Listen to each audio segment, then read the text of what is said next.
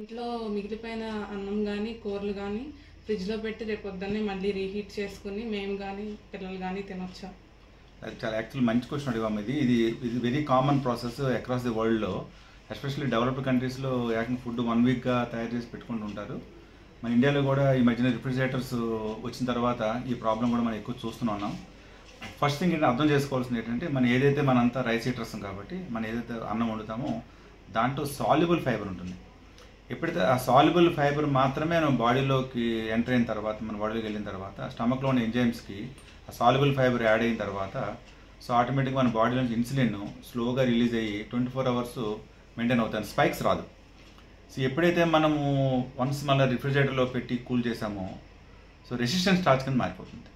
ఆ resistant starch మళ్ళీ reheat చేయడం మూలంగానో దాని స్వరూపం మారిపోయి, ఫైబర్ యొక్క స్వరూపం మారిపోయి that causes the damage to the intestinal bacteria.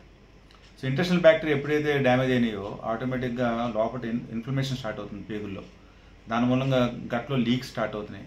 దాని మూలంగా ఫ్యాటీ లివర్లు చాలా కాంప్లికేషన్స్ రిపోర్ట్ అవుతున్నాయి అనమాట. చాలామంది అనుకుంటుంటారు మాకు అసలు ఏ చెడు అలవాట్లు లేవు, ఆల్కహాల్ తీసుకోము, ఇంకేమేమి తీసుకోము, చెడు అలవాట్లు లేవు, కానీ మాకు ఎందుకంటే ఈ ప్రాబ్లమ్స్ వస్తున్నాయంటే మ్యాక్సిమం మనం గట్ బ్యాక్టీరియాని డ్యామేజ్ చేయడానికి మనం తెలియకుండానే ఈ రకంగా మనం ఇనిషియేట్ చేయడం మూలంగా ఇబ్బంది జరుగుతూ ఉంటుంది. ఎంత ఆహారం మనకు సరిపోతుందో అంత ఆహారమే తయారు చేసుకోవాలి. దాన్ని మళ్ళీ రీహీట్ చేయడం కానీ మళ్ళీ దాన్ని స్టోర్ చేసే అవకాశం లేకుండా ఎప్పుడు ఫ్రెష్గా తయారు చేయాలి.